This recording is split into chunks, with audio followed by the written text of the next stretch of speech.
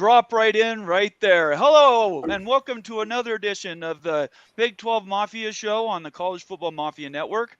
I'm your host, Nathan Bomber Brown. With me are my partners in crime and really contributors and things that keep this channel going. That would be Rock and Rant and Wild Ute. How you guys doing tonight? Doing excellent. Well. Good. Happy Tuesday. Happy Tuesday. That's right. Tonight, up on my left, my left right here is the guy that's really important tonight. That would be Alonzo Highsmith, University of Miami Hurricanes graduate, longtime NFL, both player and executive, and also has experience in the college football ranks. Alonzo, how are you doing today? You know what? I'm doing well. I was telling you earlier, my wife had the kidney transplant. She's doing well. I'm well, and looking forward to the NFL season. Getting ready to see if we can get these Patriots going. That's right. In fact, why don't you tell us right now what you're doing with New England? This is a new job, right?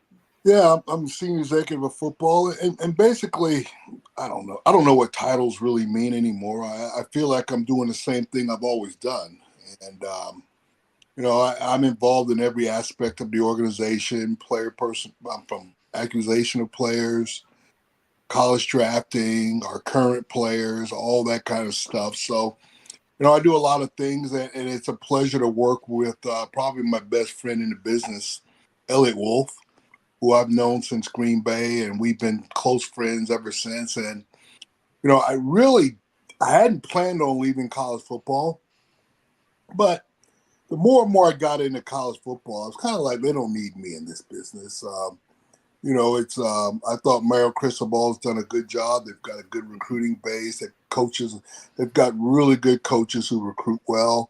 I think Miami's on the right track. And, as I thought more about it, I think I was probably more suited for the pro game than college. And I could have done the college thing. To me, college is easy.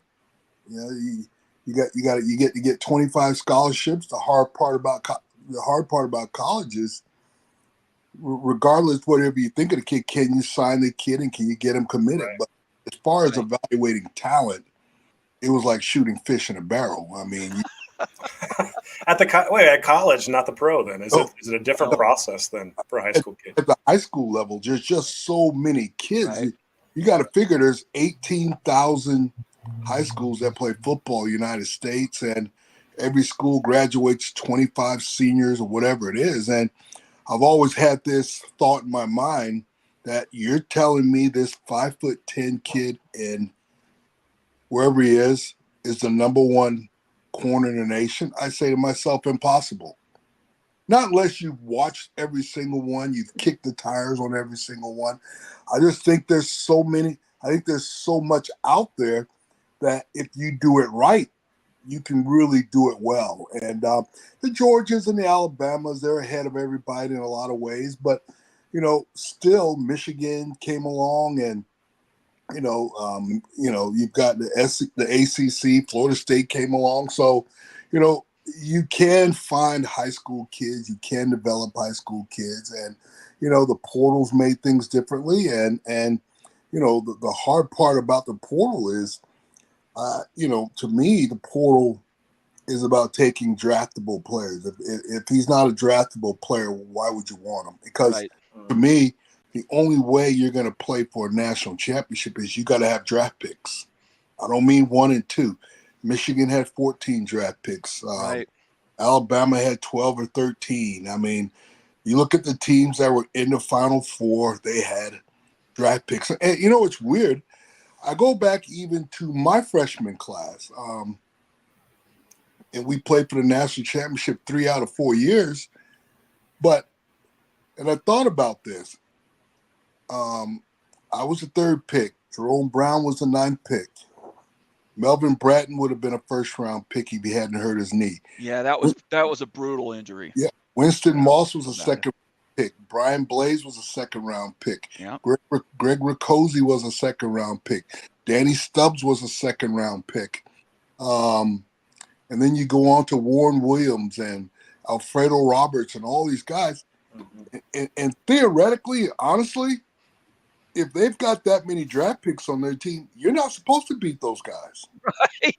Right. I mean, and I'm not including the Michael Irvins and the Benny Blades and from their class. Right.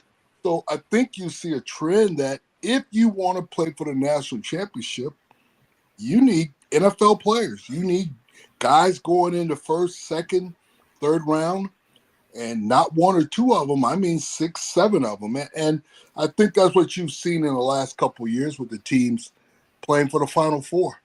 Right. Great comment. So, Alonzo, speaking of that too, so if you're trying to build a championship-winning culture, and say that you are a program that can't recruit with the Alabamas or even the Miamis, right? Like you're just not at that level. You don't have a huge NIL budget. Like, how can you build? What can you do to build a championship level culture? You're gonna have to uncover every stone and turn over every rock to find players. You're gonna have to hustle. You're gonna have to take that 6'5", 240-pound offensive tackle. You're gonna have to take that wide receiver that runs 4.6, but is a hell of a player that all the other big schools passed over. You can have a successful program. You look at the Middle Tennessees, and there's a lot of schools that have won not recruiting 5-star players. Now, Right. here's the difference: that if you don't have draft picks and you're playing against a Middle Tennessee or North Texas, and they've got no draft picks, well, it's about this. It's about an even game. Right. You know what I mean? Mm-hmm. The game doesn't become different till the talent level on the field is what makes the game different. Go ahead. I'm sorry. No, go ahead. I was just going to say everything you've covered, you went top to bottom with all the things we'd want to talk about: the draft, the NFL, players, everything else. I actually had a huge, really important question to start off with the show, and then I decided I was going to do something completely different. So first of all, let me welcome everybody. You've stepped into an amazing night. We have Alonzo Highsmith, Miami Hurricane. I don't even want to call him. He's legendary in the Hurricane land. I doubt you pay for a dinner whenever you go back home, do you? Oh, I pay for a lot of dinners. Okay. All right. I would buy you dinner.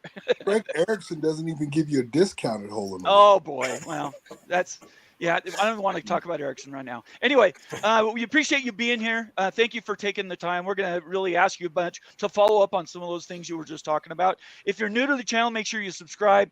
Make sure you follow us all on Twitter. Turn on your notifications when you know our show is on.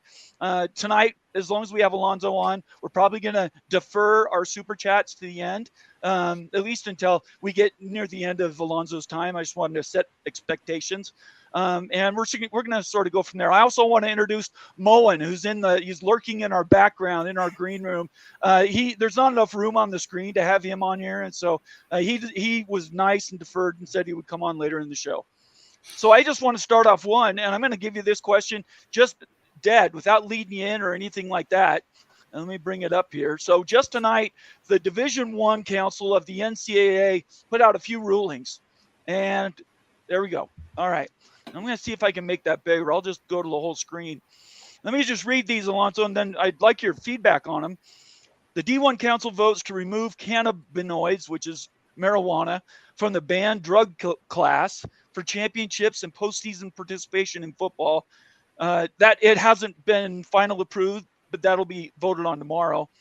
And to follow up with that, it says cannabinoids will be addressed like other non-performance enhancing drugs like alcohol. NCAA members will focus on harm reduction strategies, problematic cannabis use, and centering health of student athletes. So what do you think about this? The NCAA basically taking the lid off what they could potentially start to use marijuana for.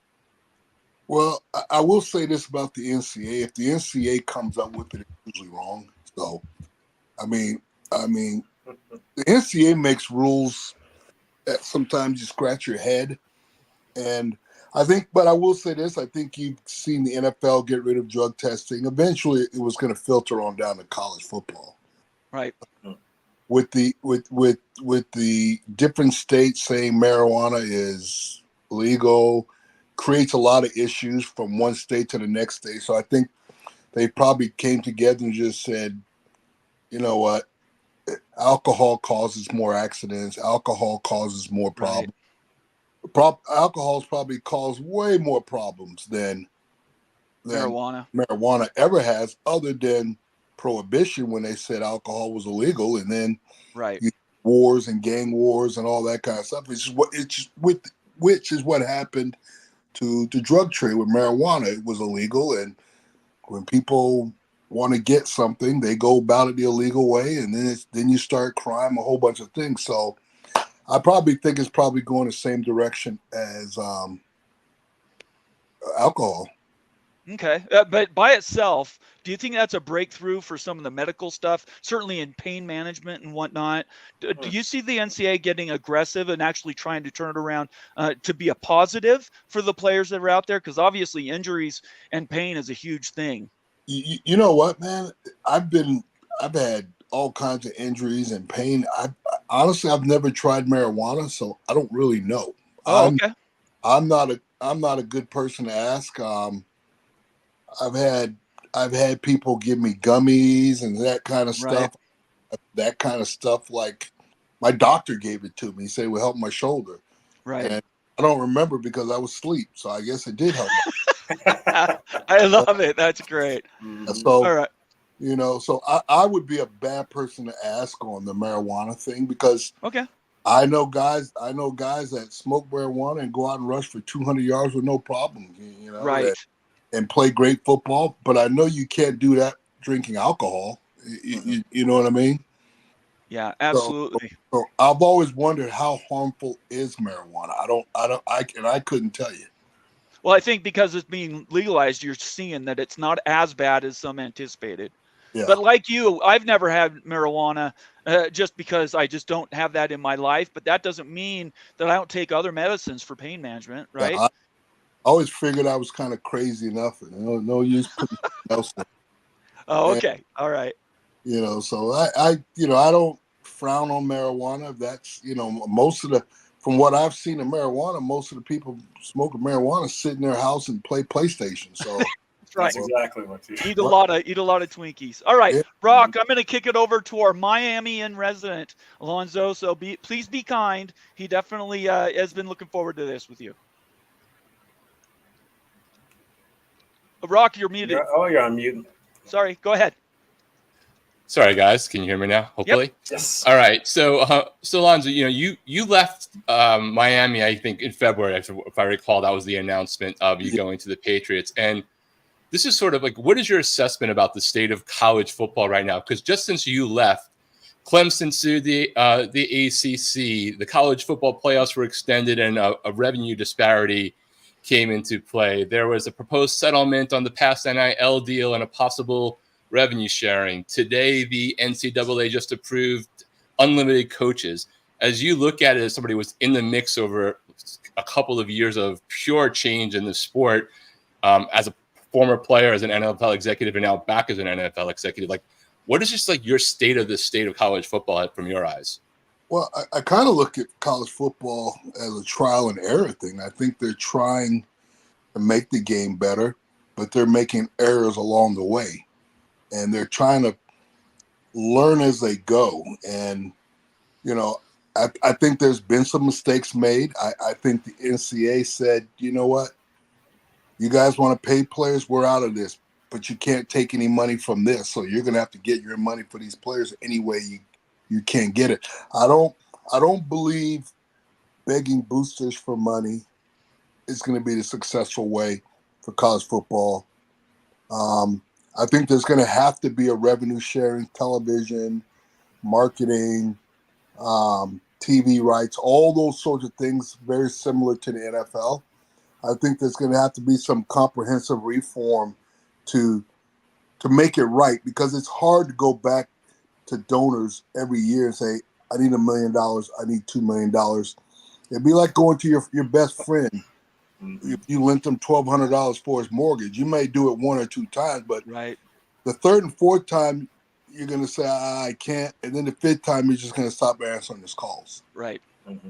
So I think you put the football program in a difficult situation when you have to literally, in order to compete for kids and you're paying them.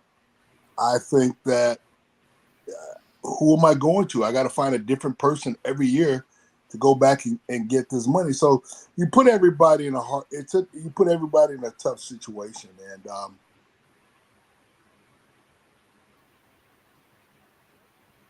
Alonzo, your mic cut out. If he can't hear us, can you guys hear him? I can't hear him. No. Alonzo, your mic cut out. We can't hear you. You want to send him a text, Rock, and let him know? Salaries. I don't think There there's he a is. kid. I don't think there's a kid playing college football worth $1 million. That's just me. Okay. You know, I might be wrong. There's probably maybe 2 or 3 you might think about that, but I think the rest of them are all, you know, I think there has to be. Listen, I can't pay you more than professional football players. Tell that to Cam Rising. You know, there's not even a guarantee you're going to be a professional football player. Right. You know what I mean? And so that's a tough situation. You create a hierarchy. You're paying freshmen more than starting players. It just starts. It's a whole crazy thing, man. It's you know, and I think Mario's done a good job navigating through it because basically, if you're not paying, so you know, if you're not in the game, it's going to be hard to recruit the top players. So that's just the way it is. And that's not just for Miami. That's for every school in the nation. Right.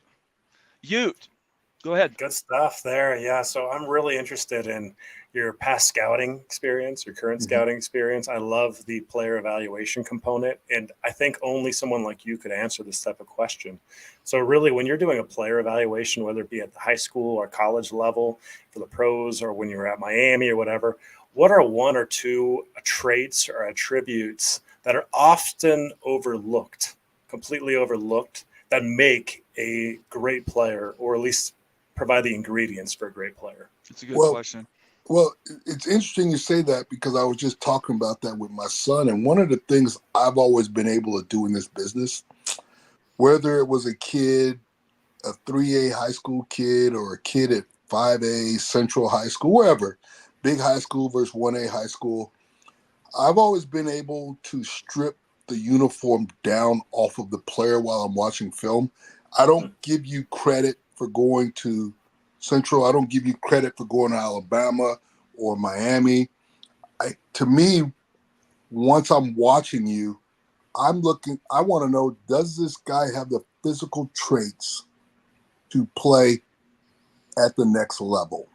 That's what I'm looking at. When I'm looking at a high school kid, I don't worry about, oh, he got beat on this play. Oh, his team is 4-5. The kid is 6'4", 210 pounds. He runs the hurdles. He's athletic. He's on the basketball team. I see this kid differently than a star rating. You know what I mean? Right. Mm-hmm. This kid, I think this kid in 3 years could be whatever he wants to be. And I think that's what you're looking for. You're looking for the physical traits that it takes to play against Alabama: size, speed, athleticism, playmaking ability, all those things. And wherever it comes from, I don't care. I just want it on my team. And that's how I've always looked at scouting. Very fair. Do you have a follow-up, Ute, to that? No, go ahead. All right. Go ahead, Rock. Yeah, so Alonzo, on the whole talent acquisition side, you know, the NFL has free agency, you know, fodders for fans like us about, you know, who's going to go where during the offseason. You have the draft, and there's like the legal tampering period. In college football, the portal has emerged as that kind of zone. The other day, there was a thread, and I saw you comment on where someone was reacting to, there was an Oklahoma State announcer who basically was out there accusing Miami of tampering. Without necessarily going into anything you can't give away about like how things go from your time in Miami, what is the reality of contacts and player agents as it relates to the transfer portal and how things work before somebody actually goes into the portal that maybe fans speculate about but maybe don't know about, that you can give like a broad statement about? You know what? I will say this. I thought at Miami, I thought we did it the right way. I thought we developed a system that was pretty good. I had 2 young kids with me, and I was talking to them one day, and I said, we need a better system than we had last year for the portal. And I gave them some ideas, and I said, this is what we need to do. And, I thought we had a hell of a system down going into this past portal period. And the way we did it, the way we organized it, the way we graded the film, the way we watched the players, I thought we did a really good job. Basically, we were done by November watching players. Wow, really? And it was because of the way we did it, and we knew everybody. And once that guy decided he was going to go in the portal, we jumped on it if we deemed him a player we wanted for our team. And there were some really good players that we didn't get at Miami that either went in the draft or they went to a different school. There's those things you can't help. But I thought Miami did a good job this year in the portal.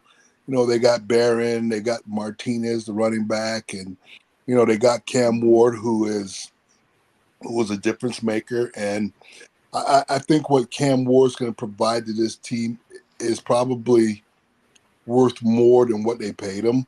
Is he an NFL quarterback, Alonzo?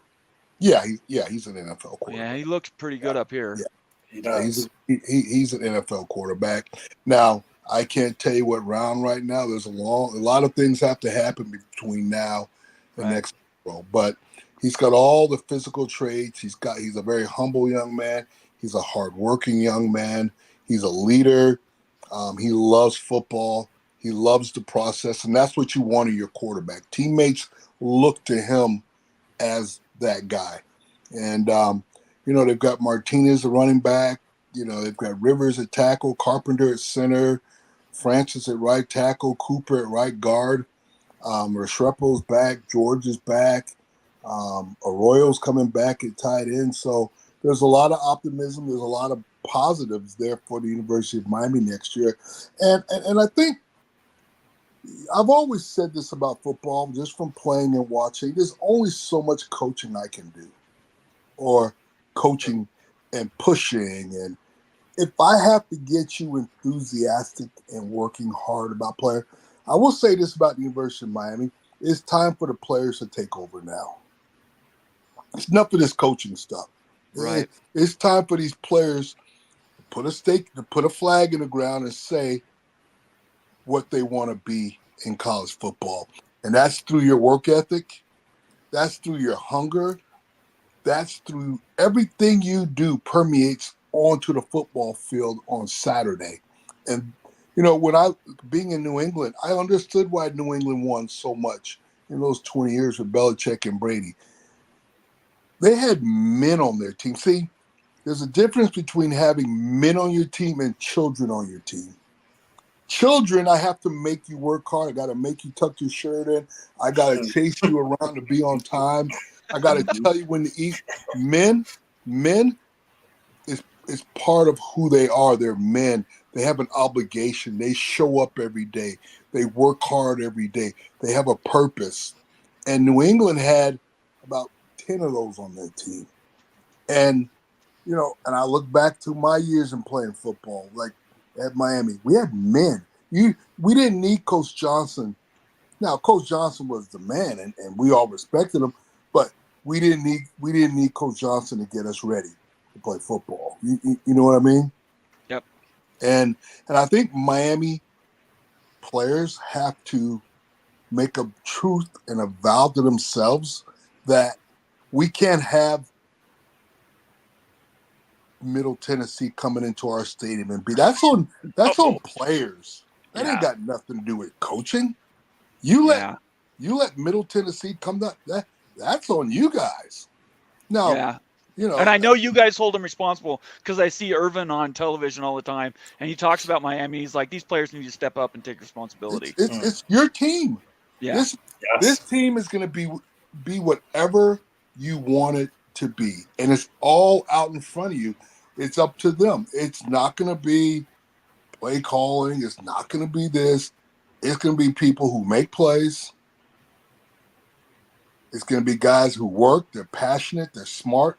They do all the right things. They don't get dumb 15-yard penalties. They don't jump offside.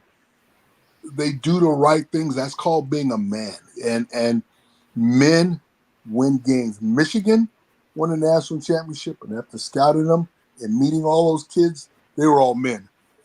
Mm-hmm. I think that's pretty good. So, Alonzo, great segue into this. So, men versus boys on a college roster and NFL roster. Okay, so with that noted, you as an evaluator, you as a leader, how do you as a leader maximize potential for players to the fullest? And like, how would you do that for a man? How would you do that for a boy on a team? Well, I think it's a matter of the people you bring into your team. You bring in good guys. You bring in guys with outstanding work ethics. You bring in guys that the game's important to them. Yeah. And that's the beginning of building something in football. When you all of a sudden you've got 5 guys, 6 guys, 8 guys, 9 guys, 10 guys, 12 guys, 13 guys. And the guys who don't want to buy in, there's so many guys around them who have bought in. They just weed themselves out. Yeah. And that's called the team taking care of itself. The team is always supposed to keep itself in order in what we do. And Kobe Bryant talked about it. He used to tell guys, yeah, we can go out till 3 a.m, but we better be in the weight room at 7 a.m. You know, that's what Jordan did. Yeah, absolutely. And that's the same thing we did at Miami when I was here. Yeah, we went out, we had fun, but everybody knew what we had to do the next day because Coach Johnson, there was a little bit of fear of Coach Johnson. You know what I mean? and same with Howard Schnellenberger and same with Pat Riley and and same with a lot of coaches. There's a little fear there that you don't want to disappoint. You don't want to get in trouble. So it's kind of like your parents. They say be home at 11 o'clock. I'm going to be home at 11:15 to make sure I'm there so I don't get in trouble. And that's just respect. Your respect as a player is based on how you perform on Saturday. You're treated and given the freedoms based on what your performance is, right? Exactly. And I want my coaches to respect me and always know they can count on me. So I'm always going to try and do the right things. Yeah, you are going to lose sometimes. That happens in sports. People lose all the time. But it's never going to make me change who I am or what this team can be. Hey, we lost one. Now we're going to go 10-1. And that's a mindset. And that's how you approach the game. And at some point, you can't keep turning to the coach. You can't keep turning to this. It's you guys. It's you. I got nothing to do. I'm watching the game on the sideline. If you get punched in your mouth, that's your fault. What do you want me to do?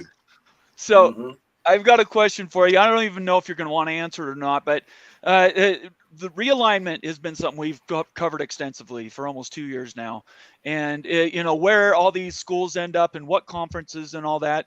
A lot of people are getting tired of it. They're bored or maybe they just want to watch football.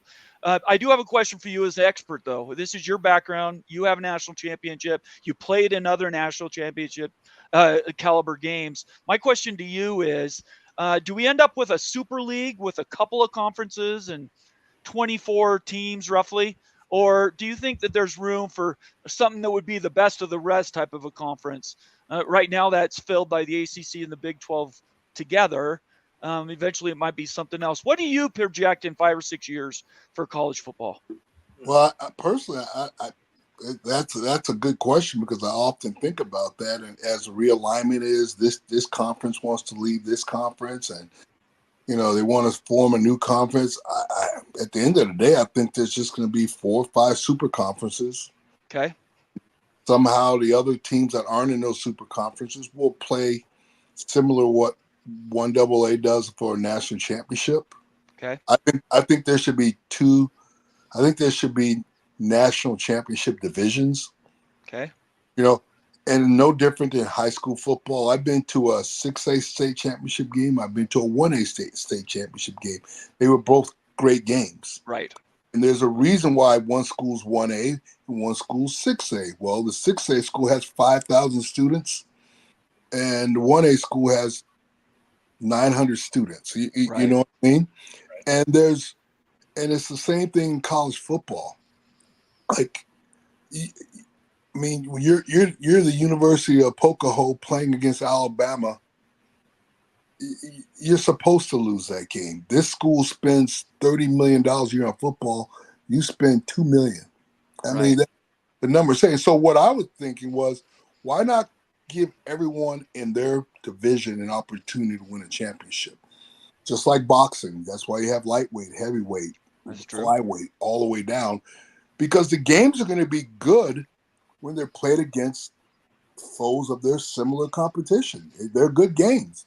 I've been to 2A state championship game. I've been to 3A state championship game. They were great games. I don't want to see the state champion from 6A play a 1A team. Not many people do, I don't think. It's not. And players get hurt and everything else. Yeah, right? It's not going to turn up right. I don't like seeing a lower tier Division 1 team or Division 2 team get beat 64-2. That's not good for football or healthy for the game. It happens. You know, I'd rather see Miami beat Alabama 64-10 or something like that. But I think Florida State in Georgia. I think there's going to be like a tier division of the schools. Okay, that's very fair. Rock, we're going to only do a couple more questions, if that's okay, Alonzo. You got the time for that? Yep. Okay. So, sort of to follow up on Nate's question there on realignment from a Miami perspective, yeah, you know, there's a recent change with Julio Frank leaving and Joe Echeverria, I'm probably botching his name, coming in as the interim president. We'll see what happens. Do you have any concerns from a Miami perspective, without, you know, giving away anything you're not allowed to speak to, from your recent role of Miami, where it lands in all this conference conversation, especially where revenue gaps between conferences could be north of $50 million based off what seems to be public? You know, do you feel the administration's in the right place, and do you have concerns about being left out of a Power 2 for even a short period of time? That's a good question. Well, it's going to be an unfortunate situation if Miami's ever left out of conference. Miami's good for college football. It's a brand, and I don't think you leave brands out. Yep. You know, whether it's the Big Ten, whether it's the ACC, you know, I'm hoping Clemson and Florida State decide to stay, and maybe we add some more teams later on. But as long as every conference gets an opportunity to play for the national championship, what does it matter? It's very true. You know, that's. You know, whether you're in the ACC, SEC, Big 12, you're going to get an opportunity to play for the national championship. So, you know, and personally, do you really, if you go to the SEC, do you really want to go through that gauntlet? I mean, that's when you look at that schedules you're going to take. I mean, at some point you're going to see with this realignment, you're going to see teams, first of all, they start the playoffs with 7-5 records, because they played a stretch where they played Georgia, Alabama, LSU, Kentucky, Texas, and then Oklahoma, and they lost 3 of the games by a field goal. So, I mean, it's gonna create this new playoff system is awesome, because you're not going to get shut out for 2 losses. Like the bottom tier teams, I'm thinking like the last 4 teams into the playoffs probably have 3 losses, maybe. Because that could happen. Especially if they're in a tough conference. Right. If you're in a tough conference, you know, those 3 losses might be better than some teams who were 9-1 somewhere else. Oh, absolutely. So no doubt about it. It's going to be interesting. I don't have any answers. You know, I'm just following like everybody else, just watching. You know, I'm hoping that, you know, I think Miami's under the right leadership with Joe Echeverria, Rudy Fernandez, Dan Radakovich are very bright men. And I found out a lot of things that I didn't know talking to Dan Radakovich. Everything you're thinking about, they've already thought about that. So don't worry. Oh, really? I was expecting a phone call. You're 10 steps behind. Yeah, You mean, Alonzo, we shouldn't worry about the public statements, a la the Texas A&M baseball coach saying everybody should leave him alone. It's selfish to ask about the Texas job last night, and then today he takes the Texas baseball job, no matter what he said the night before. Yeah, that's something that's never going to change. All right. Did you have another follow-up, Rock, or is that it? No, go to you. Okay, go ahead. You. Do you guys have any more questions about realignment, the college landscape? Because I have a question about Alonzo's playing days. No, let's get that one question in, because I think we're going to wrap this up and let him go. Gotcha. So go ahead. So Alonzo, man, that Miami squad, the championship squad when you played OU and everything, some real excellent teams and everything. You know what that all looks like. And question though for you, like those Miami teams that you were on kind of epitomize what swagger is for a football team, I think. Like when I think of swagger, I think of the U back in that timeline and just everything you played, all the loose play, all just the fun that you had and everything. So the question is this. So when you're injecting swagger into a roster and everything, how do you control that chaos a little bit so you don't play undisciplined football? You actually play loose and everything with discipline. It's funny you ask that, because somebody asked me, they say, what swag? I don't think anybody knew what swag meant when I was playing college football. Oh, I'm sure that's true. I mean, no doubt. And it's no different than culture. Good football teams, players don't sit around a locker room going, oh, this is a great culture we have here. No one does that. That's usually said by the people on the outside who are watching you win 10 games. The only way you create culture and swag is through winning. Yeah. See, you can't talk yourself up into wins. You can't throw the U up and think someone cares about that. No one cares about that. Mainly, if you don't work hard and you're not a tough guy and you're trying to be tough, they're gonna take that U, turn it upside down, and put it somewhere where you don't want it to go.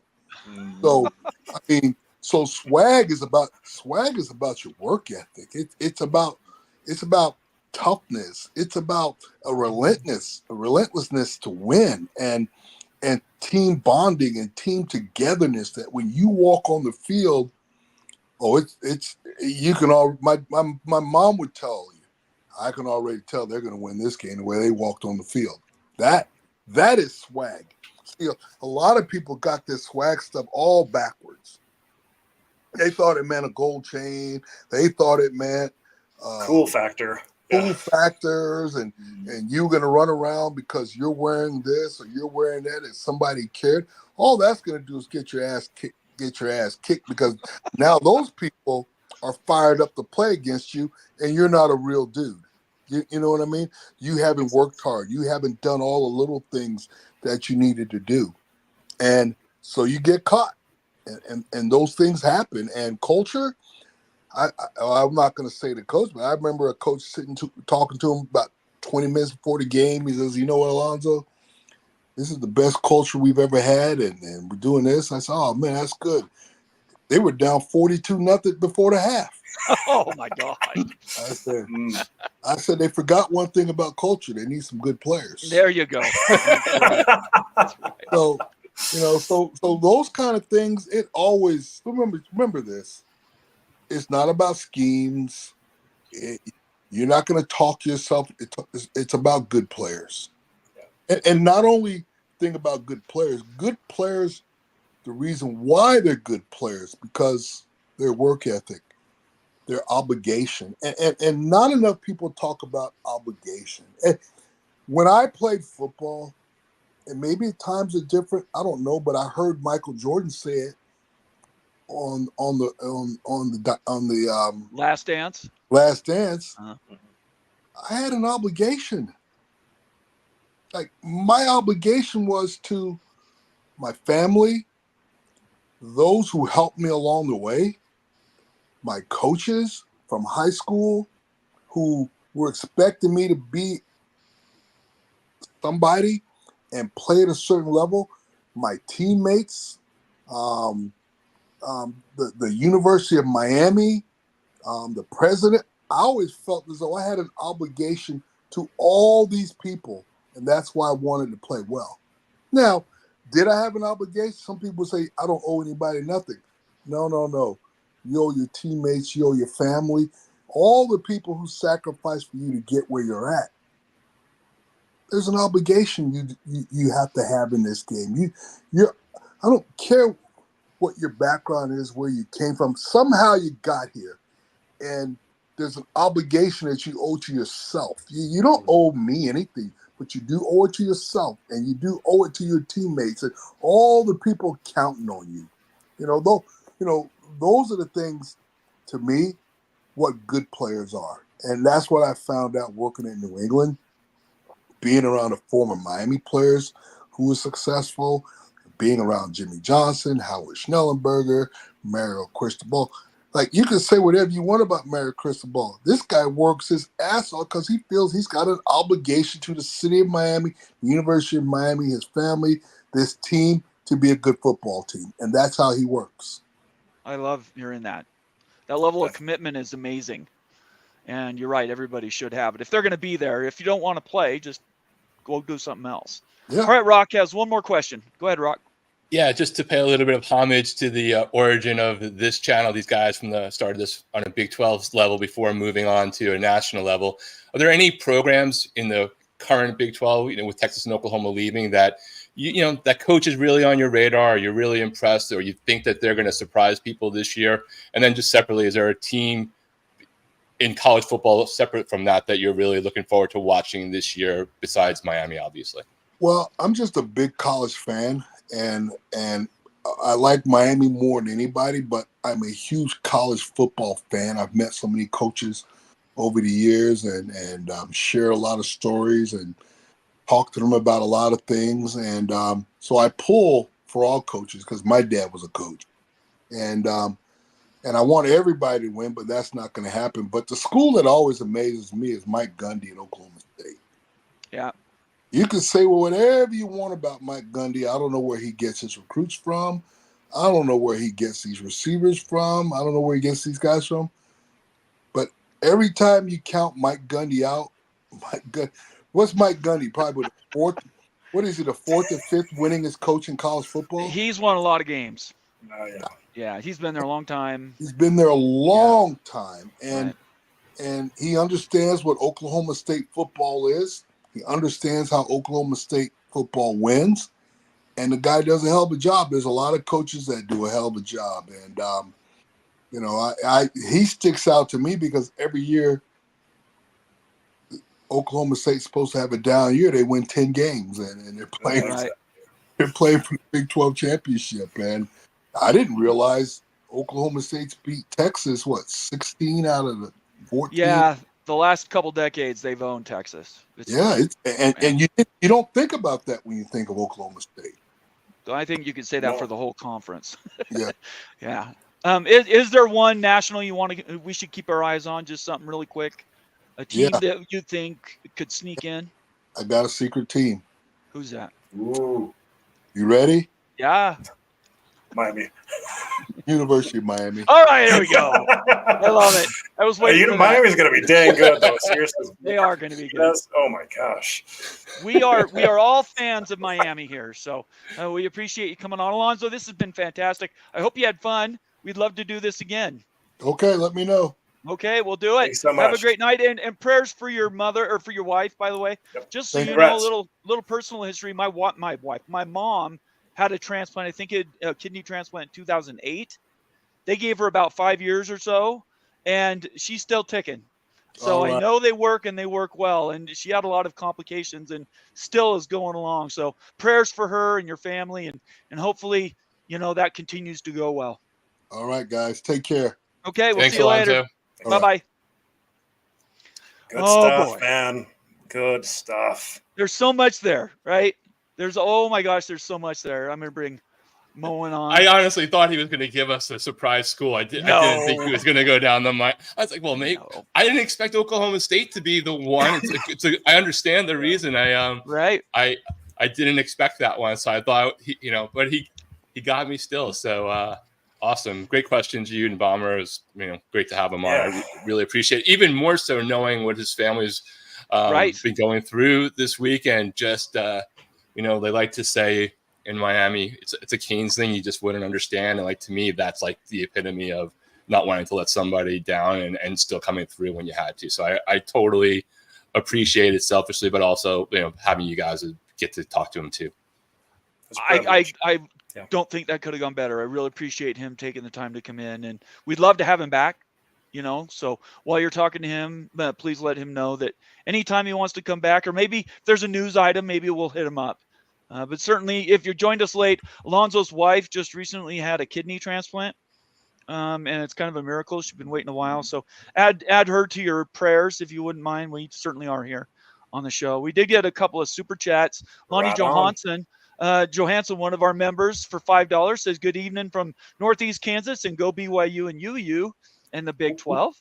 Thank you, Lonnie. And then a follow-up says, Flag Day in Dallas, Texas versus the U. I'm not sure what that means. What does that mean? Know what that means? Versus the U. I think that was that Cotton Bowl. The Cotton Bowl between Texas and where they got all the flags. Guy ran up. Oh, is that Lamar Thomas running up the runway and doing the 6-shooters? That was a beatdown. That was an absolute beatdown. One of the most violent football games I've ever seen in the Cotton Bowl, nonetheless. Hey, Moen, what are you doing with my Camaro? That's my bitching Camaro. I had that Camaro. Is that an 86 or an 87? I had that Camaro. This was an 85. Oh, I had an 86. Much better car. All right. Anyway. Moen, you're looking good tonight, man. Looking good. Love it. Want to thank everybody for being here tonight. Obviously, the first part of the show was dominated by our interview with Alonzo Highsmith. I encourage everybody to go back and watch that once the show's over. Guy was amazing. Really good quotes. And I think the one thing that stood out to me, and I wanted to get Utes and Rock's feedback, but the thing that stood out to me is how much he put into the importance of team and commitment and working hard. And he didn't think that it had to do with money or this or that. That really stood out to me. What'd you guys think? Men versus boys. That's what stood out to me. That's a good quote. Men win games. Men win football games at the NFL level, at the college level. And your little boys there and everything need to get along. Like, you can go along with the men or else get out. That's culture right there, hard work, and humility and confidence, right? And Swagger is winning.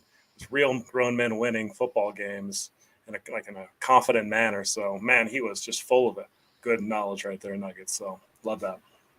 Rock, anything in particular? Yeah, I like that, Alonzo, his answers basically gave us that he has the awareness of what conversations are about the program, the team, the coaches, and ultimately acknowledged, that the hard work is still being done, but players actually have to do it, and the accountability has to happen. And, putting the players on notice to deliver that, we can meme all we want about Georgia Tech, but you could also argue about that's organic, so you can drink. And, but, ultimately, if the game maybe shouldn't even been that close and we don't have that zone, it doesn't excuse one, but there's multiple factors to it. I'm definitely curious, Moen, about your take, lurking in the background, anything that jumped out to you from the conversation as we could move on to the 15,000 other things that are happening in college football this week. Yeah, his surprise pick that's like a top 20 team. Yeah, but it's not a top 5 team, so, there's still room to grow. Some people might argue with you there. Okay, I don't. Miami being top 5 in the portal and recruiting rankings. Are you talking about Miami, or are you talking about Oklahoma State? I'm talking about Miami. Okay, sorry, I thought you were talking about OSU. Go ahead. No, that's just I was a little shocked that he would pick Miami as his, under the radar team. He said surprise team. He didn't say top 5, but yes, I think that's fair. I think that was just take your fishing line and throw the hook out and just reel us in kind of joke. So yeah, I don't know. He knows that roster, guys. He knows that roster does better than anybody. And I'm telling you, Cam Ward is a player. He was so good at Washington State. Damian Martinez was an absolute bulldozer.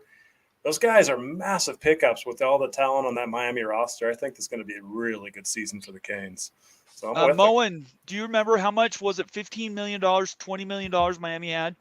You spoke about their NIL. I don't know the exact figure. I know it was less than Ohio State, but more than most. Okay. All right. I couldn't remember if you actually had a firm time or not, but Well, I was just really impressed with him. Very, very well spoken. Love to have him back. And obviously getting into football season for him, he's going to be busy for the next 5 months. So it's going to be tough to get him.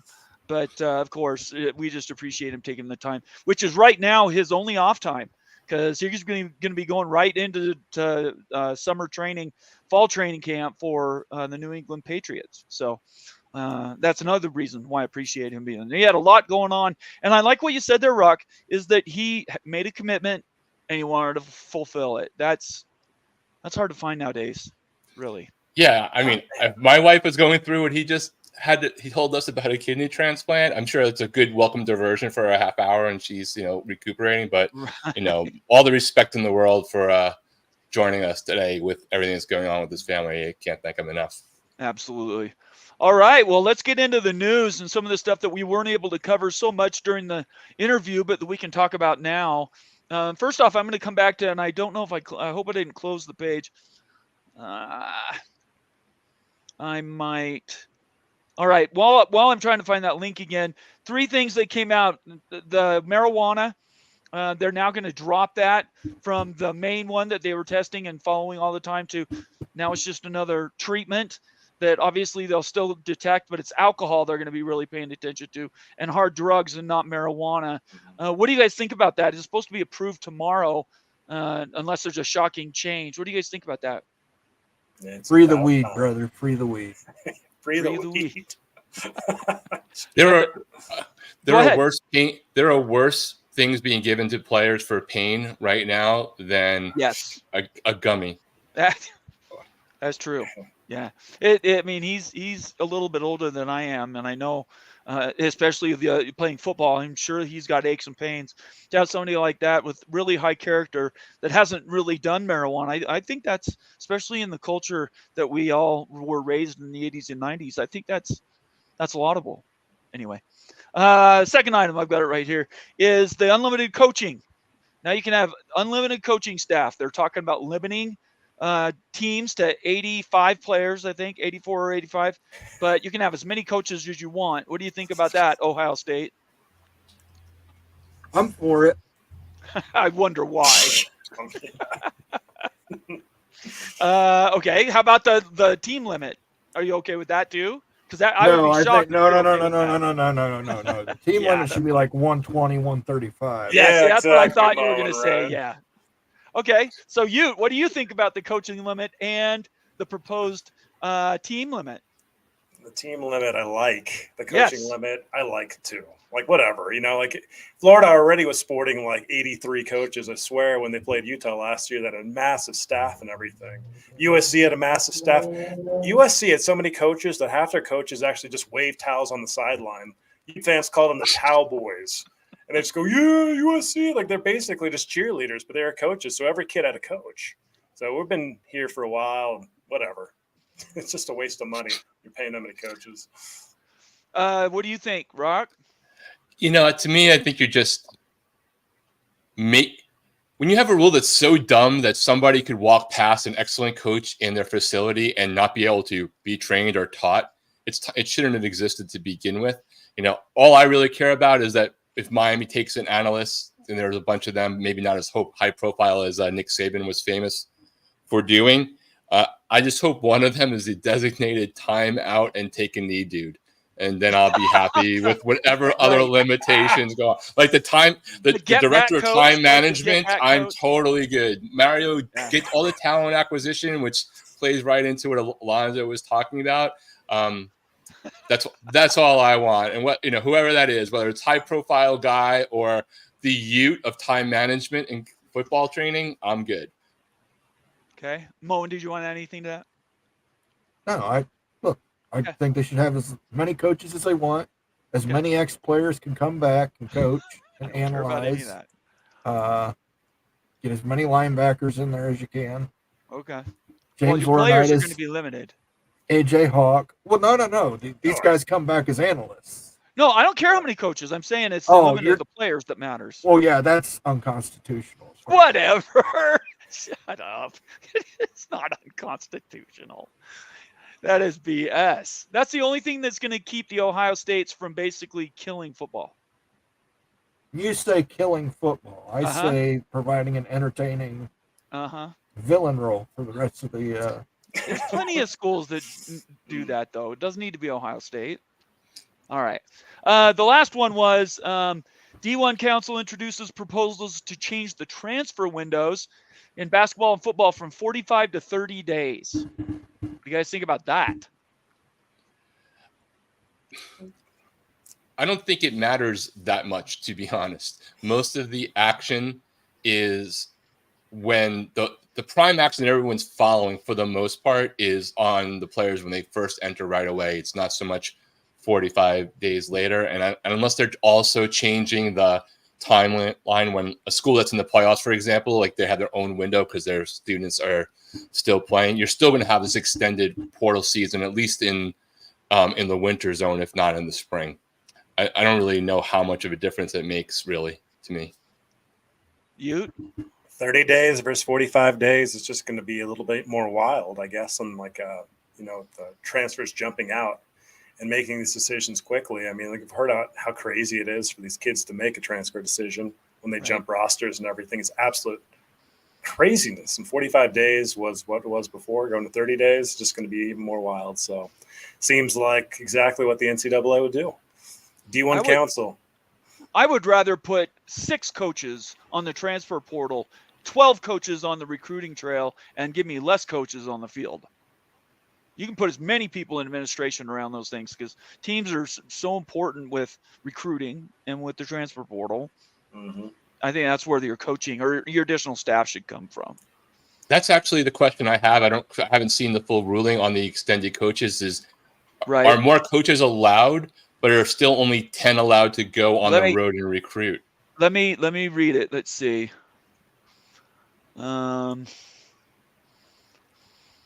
Cowboys. Recruiting cattle. I'm sorry. I'm just trying to get to the permit football support changes. Okay, let me bring this up so everybody can see it. Let me get that off there. We don't need that banner. All right. From Ross Dellinger, the D1 Council has, as expected, passed legislation to permit football support staff members, analysts, and quality control to provide tactical coaching and practice and during games.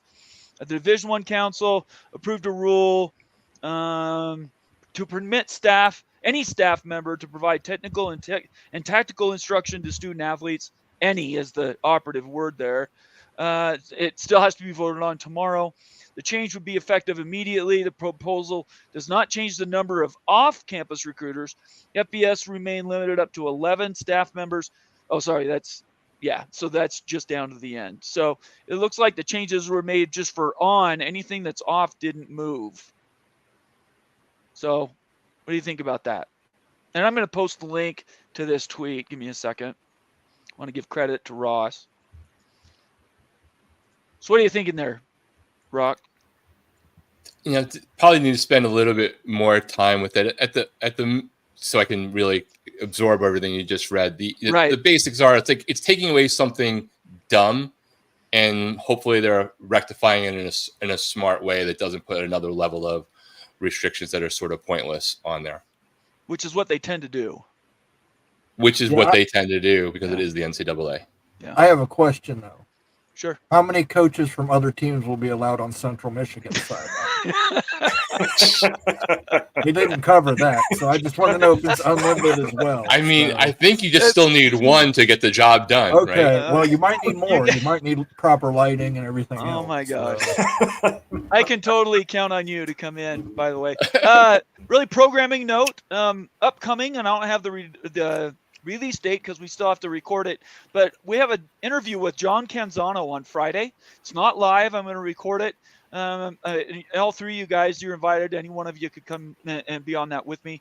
But John Canzano will be here, and some of the stuff that we're talking about now and we've talked about recently in NCAA recruiting and NIL, all that stuff, we're going to ask John Canzano. It should be a really good interview, and we're looking forward to that. All right. You guys okay with doing shout-outs right now? Let's do it. Let's do it. Let's get some shout-outs. First off, here we are. Buckshot Kid. Member says, oh, hey, at the College Football Mafia. Thank you, Buckshot. Joaquin Morales says, hey, Bomber, Wild Ute, Moen, and Rock and Rant. and the College Football Mafia family. Don't forget to smash that like button. It's free. Let's go. And since I didn't do the membership thing, Moen, why don't you tell everybody how memberships work? Well, memberships work by you give money to YouTube and you get to see all these cool things. You get Wild Ute University, Moen Rant. There's a new Moen Rant up there. I was just going to cut to that so people could see it. You get access to custom emojis in the chat if you want to put a beer bottle, a whiskey glass up there, a conference logo. You can put that up there in the chat. And then when we're doing live chats and we select these questions, we always defer to members first. Sorry. We do. We defer to members first. Really quick, just on the first page of the membership videos, Moen Rants, we have Wild Ute University. That was a hop and show Friday night that was for members only. You have access to that if you're a member. Timeline, that's a what-if sort of scenario. Timeline is done by Moen, and he puts a lot of time and energy into coming up with those and really doing research. More Wild Ute Universities. We have Syracuse and UConn. Do they qualify for the Big 12 potentially? Virginia Tech, North Carolina State. Coos Corner's done some partnership videos with us, and it just goes on and on. These are all members-only videos. There's a Notre Dame one on here for you. I would encourage everybody, if you aren't already a member, sign up and become a member of the College Football Mafia Network family. And, we have good conversations, and you guys are always part of them. Thanks, Moen, for running through that. Some more shout-outs. Rock Chalk 94, good to see you here. Sawyer, Sergeant Pickles, one of our member contributors. Thank you, Pickles. The Big Lubbock is fourth. Good to have you here, Lubbock. Daniel Gygax back in the house, another member. Thanks for coming back, Welcome Daniel. back. It's good to see you. Bob Swinger, and I think a more recent member. Thanks for being here, Bob. Let's see. Dan Miter, another member, says, hi, y'all. Have an engagement. We want to thank Rock and Rant for his work on this. We'll watch later. We're also setting up podcasts. We're still working on that a little bit. I'm having some technical issues. It's kind of weird today, but we're going to get those podcasts working hopefully soon, and then you guys don't have to run your phone batteries down streaming us off YouTube. I know that's kind of a problem. Illini Ted says, hey, guys, excited for Insight tonight. Thank you, Illini Ted. Glenn Lumen, all the way from the Philippines. Good to see you here, Glenn. Coy, another member, says, hi, all. These are all members. What do you guys think about that? All these members. I love it. I love it. You know, we've got the best community out there in YouTube or anywhere else and stuff. And we've got some of the best conversation around. Seriously, this conversation with Alonzo earlier today, the stuff that we talked in the members videos last Friday and everything, man, it's just good, high-level conversation with smart people and everyone that's passionate about the same thing. We love college football. So very cool. Thanks, Ute. Terry Kane says, Zoe, obviously a Miami fan. Illini Ted says, we're hoping your Patriot organization gave our guy Brett Bielema plenty of more tools to succeed here at Illinois. The first 2 seasons were a mixed bag. Moen? The guy's name is Bert. Bert. It's a Bert. Did I say Bert? I'm sorry, Brett. That was They call him Bert. They call him Bert. His name's Brett. I don't His know. name's Brett. We call him Bert. Okay. Yeah, right. and you can't blame Zoe. He just got there, so Yeah, I don't know. maybe Do he you have an sent him answer the to that, telegram. Moen, do you have an answer to that? Yeah, he's right. Alonzo just got there. There was nothing he could do to help Bert out. All right, very good. Shonsky says, hi, everyone. Can't wait for the great show. Thank you so much, Alonzo, for your time. We also thank Alonzo for his time. Jamie Thornton, the person coming in here and always having the most insight. Appreciate you being here, Jamie. Great member, OG. Really appreciate you being part of the communities. This is awesome. I always loved Alonzo. Who didn't like Alonzo? If you guys haven't seen it, watch The U on 30 for 30. It's by far, I would say it's in the top 2 or 3, probably right behind The Last Dance in productions about dynasties and how they work. He was awesome in that, by the way. Sky, good to have you here, Sky. 38 days until Pac-12 becomes a Pac-2. Okay, then. Wow, the countdown is on. Throwing heat, yeah, right there. Tracy FSU says, good evening, go Noles. Just trying to see if there's any others for new people I don't want to miss. Almighty Finn says, hey, fellas, good to have you here, Finn. Expedition Greg says, hey, everyone. And that might be it. We're going to go all the way down here. We've got Clemson Alumni 04. You can't spell healthcare without THC. There you go. Right, Absolutely. baby. I'm wearing Marijuana. the zigzag shirt right there. Chad Mr. Zigzag Bracey down. says yo. I would say yo is that. And I thought there was one more on here. Maybe DP was in the house, but I think I might have missed him. Anyway, all right. So where do you guys want to start tonight? Moen, you were off the board. What should we talk about first? The 1939. Wow, there's so much we could talk about. How about Texas A&M's coach vehemently saying last night he wasn't leaving Texas A&M, only to leave for Texas? Less Talking than about 12 the baseball hours. coach, right? Yeah, the softball coach. Yeah, baseball coach. Less than 12 hours later. I mean, that's got to be a new record, right? I mean, then we He could be an athletic director soon if he wanted to. Yes, definitely. All right. So, Texas A&M to the Big Ten. Texas A&M Big Ten. Okay, that's your final word. Texas A&M to the Big Ten, Moen. That is your puppy right there. How you feeling about that now? Now that he went to Texas, I'm sure that makes him feel even worse about Texas being in the same conference as them. So, I think that's hilarious. Moa, no, sorry, Rock or Wild. Do you guys want to say anything about this baseball coach?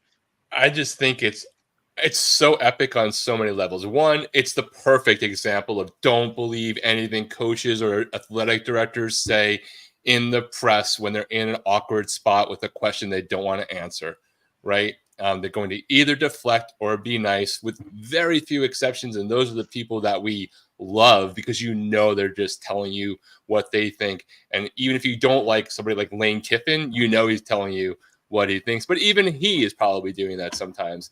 So, and then just from a Texas A&M, Texas perspective, that's just not, those schools both like churn out cash. So for Texas A&M to have that happen to them in state to their new, once again, conference brethren is pretty epic. Imagine if it had been football. I can't see football. There would be the whole state would go up in flames. Oh, A&M is burning right now. They hate that worse than anything. Texas comes in conference. They didn't want them in. They're already stealing their coaches.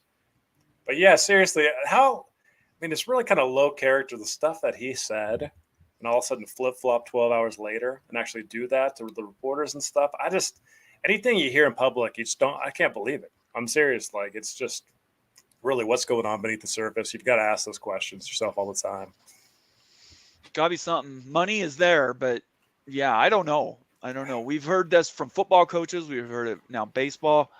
How hard is it to just say no comment? That's the one thing I don't understand with these guys when they get interviewed. Just don't answer the question. Yeah. Anyway. Or say the ACC is our home and we love it for now. There you go. Right. Like that is actually harmlessly annoying. It's more annoying to your own school. What he could have done. There's a middle ground between no comment, right, and take a fake moral high ground that is going to be blown up before most people even heard your original comment. Okay. You're right. That's true. He's right. Let's get to the super chat here from Coy, who's also a member. $2 super chat says thoughts on EA's stadium rankings from today. They were garbage. That's all I'm going to say. Those stadium rankings. Them. Yeah, I bet you did. Some of them were garbage. I don't know who did those. I don't have the link. Does one of you guys have the link we can share? I wasn't going to talk about it, but we got a super chat. So, anyways, I thought the list was total BS. LSU Stadium should have been one. Tiger Stadium. Yeah, LSU should have been. Wait a second. LSU wasn't on the list? But they were number one. Anyway. If you can make an argument or one or two, you can't almost make an argument on LSU on a night game. No, of course not. Right. Or Penn State, or Happy Valley. There's some that are, but there's others that. Anyway, I was a little shocked that the Big 12 got one school though. There should have been more than that. Boone Pickens Stadium needs to be there. Yeah, top 25, you'd think. Over like Mississippi State. Yeah, Boise State. I think the list was complete garbage. All right, here I'll share it just so everybody can see it. Since we're talking about it, and that's the only thing we do around here is talk about what you guys want to talk about. So here's the list. Let me get that banner off there. Just quick, top to bottom. You got Texas A&M was first, Alabama second, LSU was third, Ohio's fourth, Georgia's 5th, Penn State 6th, Wisconsin 7th, OU 8th, Florida State is 9th, Florida is 10th, Oregon is 11th, 12th is Clemson. Then you have Tennessee. I would put Tennessee higher on that list. Jordan Hare, I would lower, actually. Williams, Bryce Stadium, what is that, South Carolina? How in the world is that in that position right there? I don't know. South Carolina, 15? Yeah, I mean, it's good, but anyway, you can tell who did this. It was somebody biased, very southern, eastern biased. Anyway, Virginia Tech, Michigan, University of Utah, above Texas. Okay. Whoop, whoop. Yeah, whatever. And then you have Iowa, Notre Dame. Come on now. Michigan State, Arkansas. I know we have some Arkansas. Jamie's here. I'm sure she likes that. Boise State, which again is nice, but shouldn't be on this list. And Mississippi State is 25th. Anyway. Yeah. Okay. So what's the biggest botch here? All right. I think the biggest botch here is Autzen at 11. Autzen's certainly a top 5 place. Top 5? Stadium's, yeah. University of Washington not being on here is just dumb. University of Washington down by the lake, Tennessee down by the lake. Those stadiums are iconic. I'd put them ahead of Camp Randall. Camp Randall's nice, but I want to know what scale they used. How'd they measure this? Well, if they're going based on Camp Randall, it's probably on the Richter scale. Because you can actually, when they do the jump around, it actually affects the Richter scale. Okay. That's fine. They do it based on wins, too, over the last 5 years. Home field wins. Boise so I think that's State why Neyland. On the 25th? Boise State. All I'm saying is there's a bunch that I would question. Big 12, I think, easily could have 3 or 4 on the list. But I get it. I understand what Moen's saying.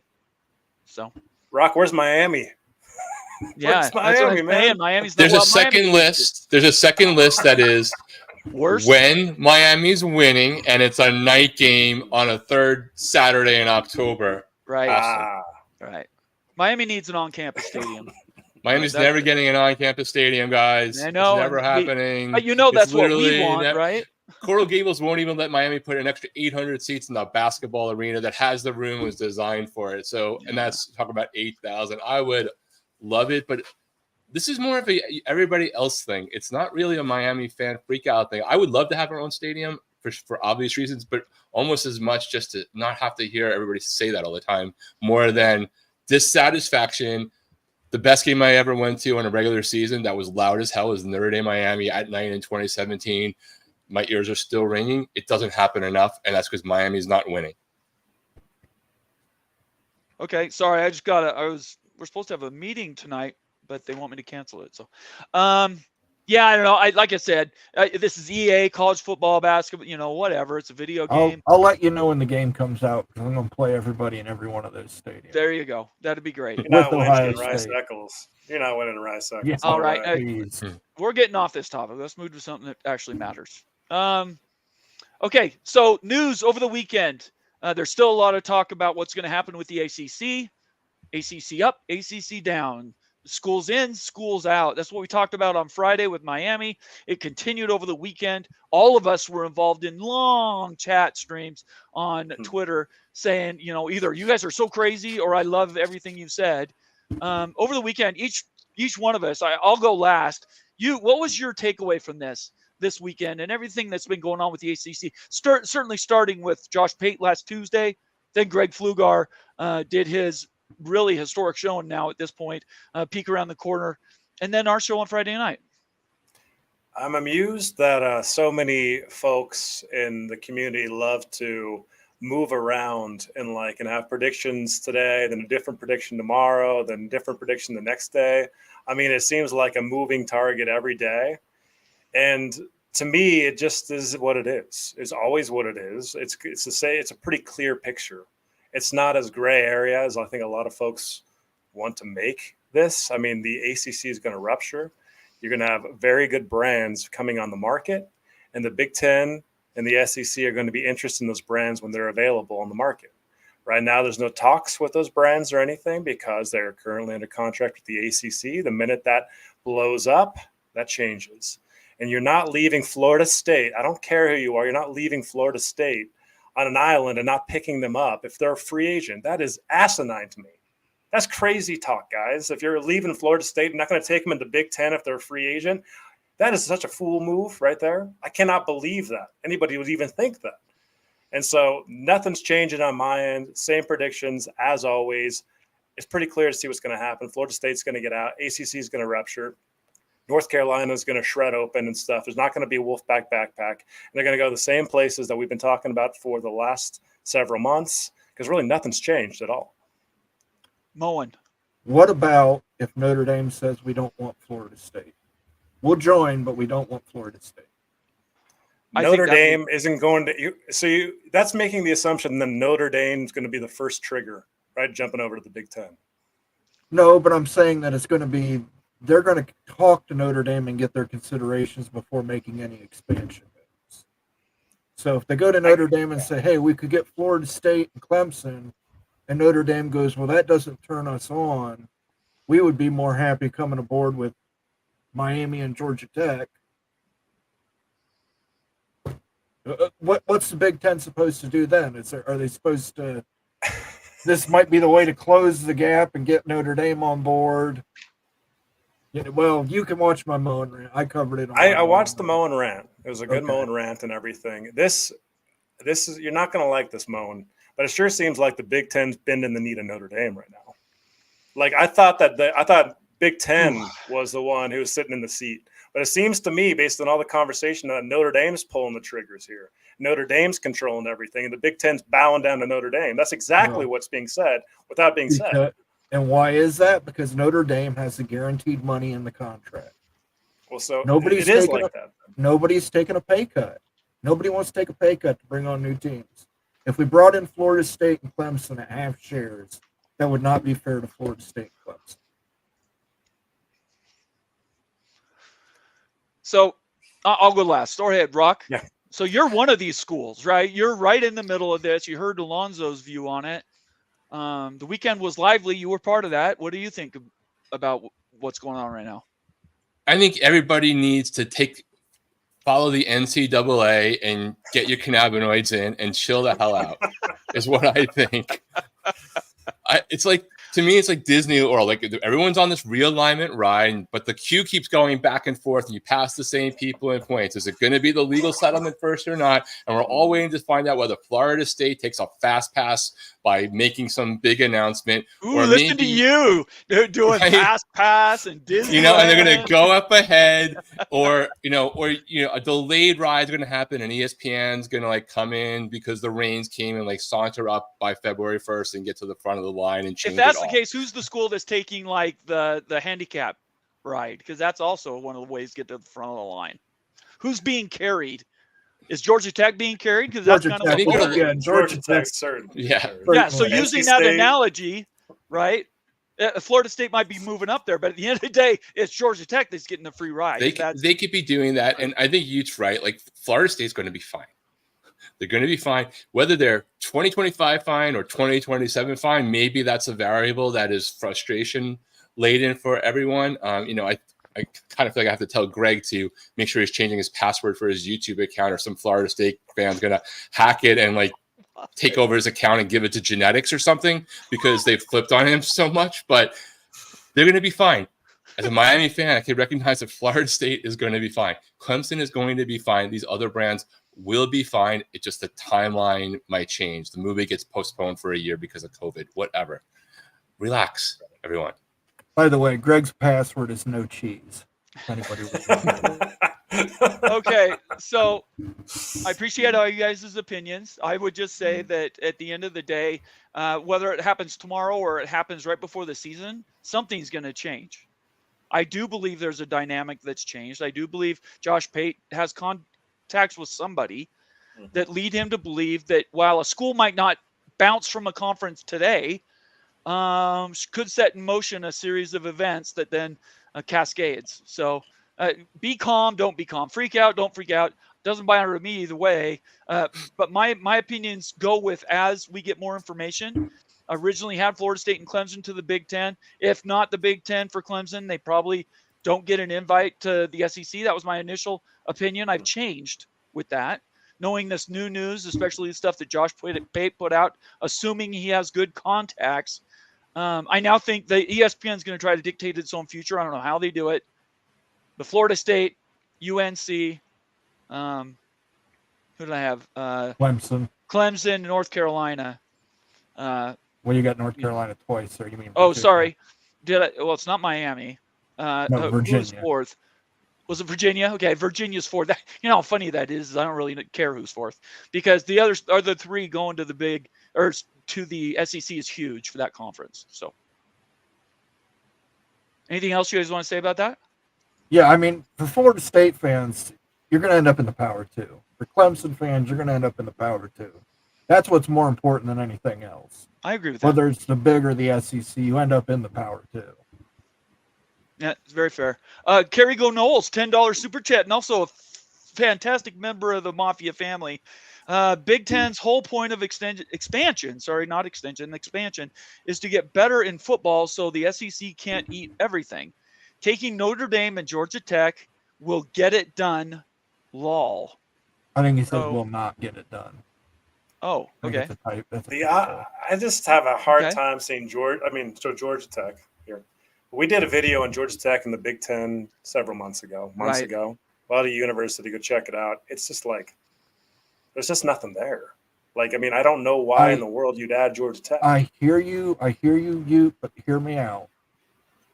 If the SEC and ESPN work together and poach Florida State, Clemson, North Carolina, and Virginia, the Big Ten has to get into the Southeast somehow. What schools are left available? Miami. Miami's one. Who's another one? Well, Georgia Tech is. And there's a third one. North Carolina State? No, Duke. It would be Duke. Okay. And you're saying Notre Dame as well? I'm saying, yeah, they would have to get Notre Dame in there as well. Yeah, because Notre Dame would underwrite bringing in those other schools that aren't high on the list, right? Right, but I don't think you would take Duke or Georgia Tech. I think you would take Duke or Georgia Tech. Okay. And I think they would take Georgia Tech because of Atlanta. So you stay at 2021 then? No, you would eventually go to the I see it as eventually being a 2014. Yeah, but again, we've talked timelines, and that's like 6 years away. When we talk just 24 months, what do you think? You'd probably be at 23, unless you can bring Kansas in. Rock and I talked about this a little last night. You guys can go back and watch my Mowing After Dark. I know I'm not shitting on Florida State fans. I'm just saying I know how SEC works. I know how ESPN works. I could totally see them making some kind of backroom arrangement to basically move those 4 squads from the ACC over to the SEC. Okay, Florida State fans, speaking to you. It doesn't matter at the end of the day over the next 10 years here because we're going to a Super League in football, and there ain't going to be a Big Ten nor the SEC in football. It's going to be a Super League. Alonzo even basically spoke to that too. It's only in division, essentially. Like, I really do think that we're going to a Super League format. And if it goes to a 24-team Division I Super League, Florida State is 100% in that. And a bunch of the schlubs over there elsewhere that don't qualify, that shouldn't be in the Big Ten or the SEC anyway, are going to be out. And I think that's exactly where this is going. It's going to be the biggest brands, the biggest viewership, the network picks, and Florida State's in it. 100%. Okay. That's very true. And we'll talk more about that as the news comes out about consolidation. Right now, we're talking, there's a timeline for the ACC, and that would be February. For when that has to be re-upped or renegotiated or something has to happen with that ACC contract. Just to reset what we talked about on Friday, Moen, why don't you tell everybody what you think is going to happen before February next year? Yeah, on Saturday we talked about this. My theory is... Saturday. I said Friday. I meant Saturday. Saturday. My theory is that ESPN is not going to renew. And I think they're going to do that probably shortly after Media Days this summer. Okay. They're going to let it be known we're not renewing. At that point, the grant of rights would end in 2027. And basically any school in the ACC could get out that wants to get out by 2027. Now that's Okay. if Florida State and Clemson's lawsuit is to be believed. They both claim that 2027 is an extension date. Right. The ACC says it's a look-in. Huge differences legally. Huge Yes. differences. Kerry Go knows another $5 super chat says, I don't have my glasses and trying to send super chats and checking spelling isn't working out too good. Sorry, Kerry. We're trying to help you. I promise. I understood you, Kerry. I got you. We had some editorial help here with Moen. So appreciate Kerry. We really, really appreciate you being here. Thank you for being part of the He's family. giving us $15. I think we have to play this. I think Let's by do law it. we have Get to it up. play Let's this. go. They've been sucking you, sucking you, and sucking you. They've been sucking you, sucking you, and sucking you. They've been sucking you, sucking you, and sucking you. Oh, yes. I mean, I've been meaning to ask you, in the moment when you were going, did you not know you were about to become a college football mafia meme forever in that moment? No. I don't. Well, in his moment, he didn't care. He had his juice going right at that moment. He was on it. He could have said when you're going on a rant, you just let it rip. Yeah, you do, but like that's like the birth of a meme. It could be a YouTube video in and of itself. Like how it's concentrated here for now, Rock, and that's where it needs to be. We're very happy. You know, Flugar thought his whoa was going to stay in his land, and it's now a soundboard thing for Moen. So we don't even know. You need to do like content ID to see whether you're being ripped off and not getting the royalties on another channel. Hey, get on that, would you, Rock? Come on, let's go. It'll eventually, we'll get tired of it, and I'll take it off the soundboard. But you have to admit, it was funny. I want to get a couple of other shout-outs for people that were late arrivals. BR, one of our members, says, joined late, caught most of Alonzo's interview. Excellent. Thank you very much, BR. We love having you here. And then Steve O's in the house. He says, if the Big lets Notre Dame bring either or both Stanford and Cal, then the Big Ten obviously, definitely bends the knee. Boy, it does seem to me, Moen, that there is a bit of a. Well, that's because the contract states a that Notre conversation Dame gets change. an extra $350 million a year.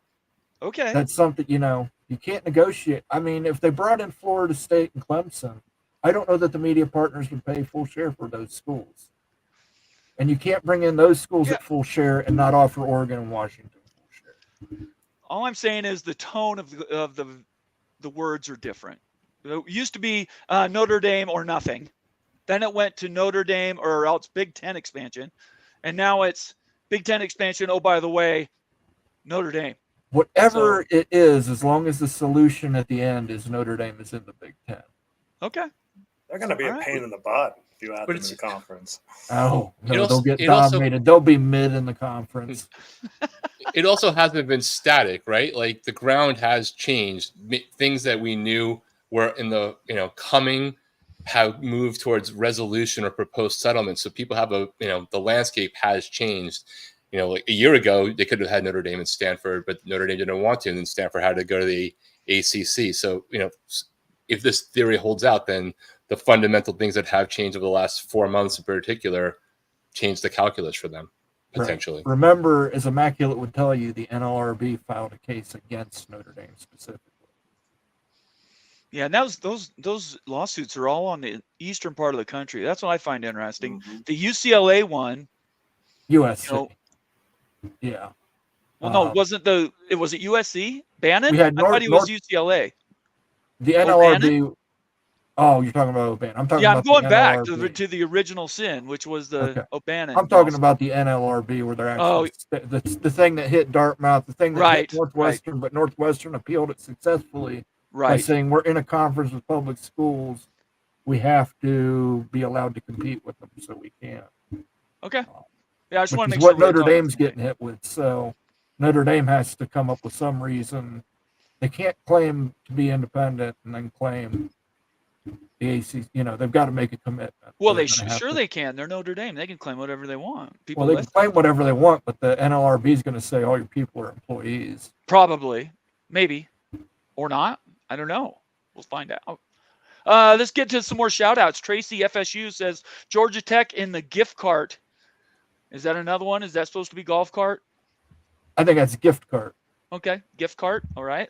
And then we got Mac Productions. Says Josh Pate just wants engagement to get his Twitter check. He doesn't know anything. So people are questioning that. I respect that. Everyone has their right to an opinion. The guy's been on 15 college campuses in the last 4 months. He knows more than most. So I'm not saying anyone's infallible, and he could be very wrong. But Monty's clickbait. So others are clickbait. Like Jot promoting the things you're hearing as somebody who hosts the show is different, and potentially being wrong or potentially being dramatic is different than having no clue. And he could be wrong on this one, and that's fine if that turns out to be the case. But to act like a guy who's been on multiple campuses over the last 3 years, has no sources, and doesn't even try to play in this lane, generally, I think is potentially a little bit harsh. Okay, he's got a lot to lose too. By coming out with something like that, everyone's chatting about it. Millions of people are chatting about it. I mean, he is a popular figure. He makes his money doing this full time. So he can't be throwing crap out, right? So I think it's legitimate. And it's interesting that he says on the legal side, his contacts on the legal side, that's going to be the trigger event. It wasn't like somebody inside a school or a conference or anything, but the legal side, and that would indicate, like Moan was saying, actually, like maybe ESPN doesn't renew that contract, right? Is that what you're thinking too, Moan? Is like that's kind of what the writing on the wall is there? Yeah, I think ESPN's going to come out and say we're not renewing the contract, and that means that that contract ends in 2027. Every ACC school is free to go. It's much cheaper for Florida State, Clemson, UNC, Miami, all of them to negotiate getting out with 2 years of their media rights and an exit fee than all the way to 2036. Okay. There's 8 schools that could probably write the check of a theoretical 120, 140 million, leave the conference fee and a year or two of media rights. I agree with that. That actually matches up with what we've been discussing for months. If you can get between $250 and $300 million, that's the trigger that we've been working on. The difference is one, if ESPN comes out and says they're not going to sign up, they're not going to re-up in February, actually says that now or in 6 weeks, that will absolutely change the calculus of realignment. Everything will change because ESPN was the trigger.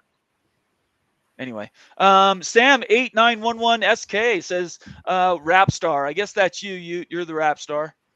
Oh gee. The pen.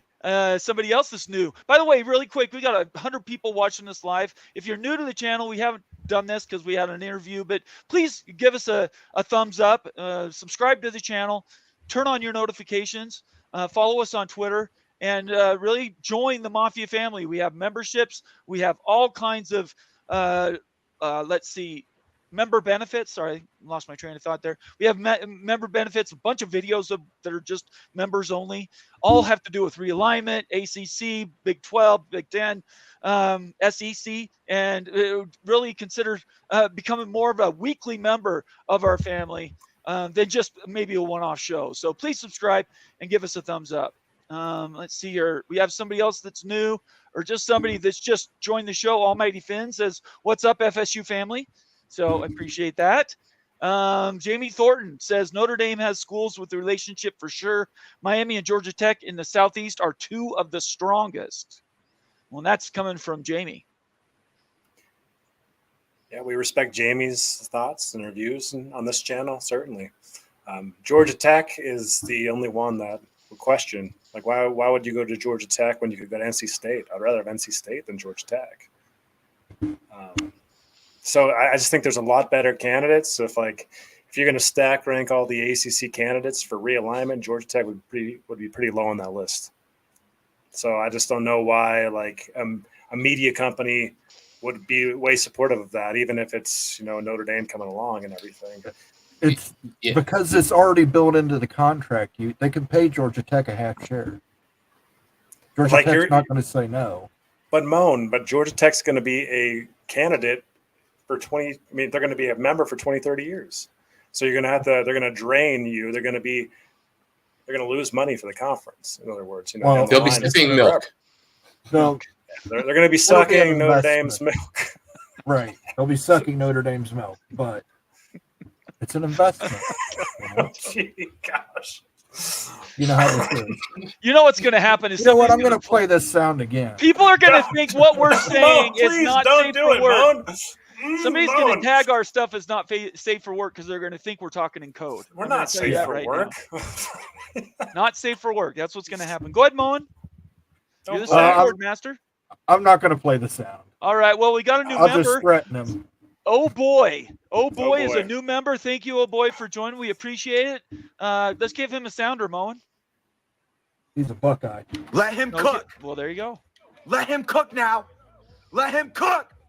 I said let him cook. All right. Thank you very much, oh boy, for joining. We appreciate you being here. Make sure after the show you go and watch those member-only videos. Let us know how we do. Leave us some comments or suggestions and become an active member of the family. We appreciate it. All right. Let me get to another comment here. Oh boy says, glad to be born a Buckeye fan. This realignment stuff gets spooky if your team is left without a seat at the table. I can tell you right now, the three of us are thinking that. You Ohio State people don't have to worry about that at all. You want to add anything to that, guys? You nailed it. Yeah, it's a scary thing for a Ute fan, a BYU fan, and even Miami fan right now. Miami's going to be fine, and everything. But, like, hey, we're safely in the Big 12. Thank goodness we're safely in the Big 12 and stuff. But, yeah, that's just the way it's going to be. And if you guys think that once the ACC ruptures, like this is done, get ready. I'm serious. Like, you guys are going to hate me, but the Super League talk will happen, guys. It's already starting to happen, and it's going to get fever pitched. You guys, if you want to maximize revenue, which media companies want to, and really if you're Ohio State and you're Alabama and stuff, it's the best way to make the most money for sure. And so you break away football. That's going to be the next shoe, guys. That is absolutely 100% the next shoe to drop. And so it's Ohio State's still going to be fine, though. Ohio State's going to be a top 3, candidate to get into a Super League. So you're good and everything, but the French teams, it's really scary. Let's see, Rock, do you want to answer that too? Yeah, I look, anyone who wants to say that what you just said is not possible, you need to get into Moen's time machine in his bitchin' Camaro and go back 7 years and have this conversation in a vacuum and go, UCLA and USC, they would never do that to the Big Ten. They partners in the Rose Bowl. Just, you can't assume that the crazy won't happen. We are living through the crazy things that nobody really ever expected, even with past realignments. I don't think Northwestern is investing $800 million in their stadium just because they thought it'd be nice to have some better seats.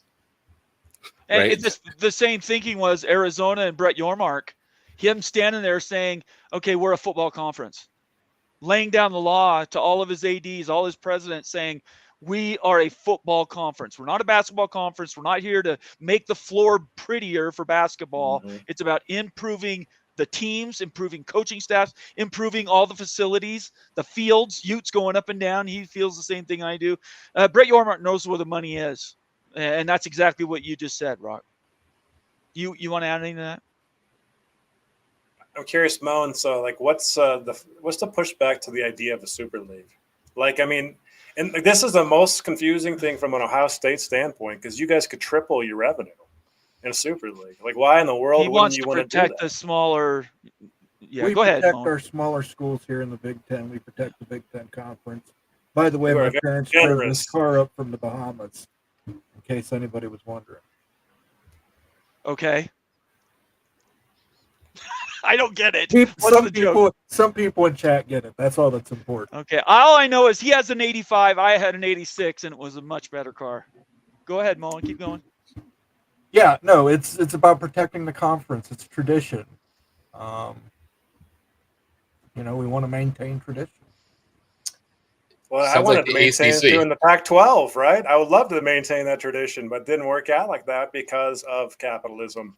Because USC jumped for the money, and that's exactly, I think, why the Super League happens. Because you're going to jump for the double or triple money. I mean, that just makes sense. That's how the world works.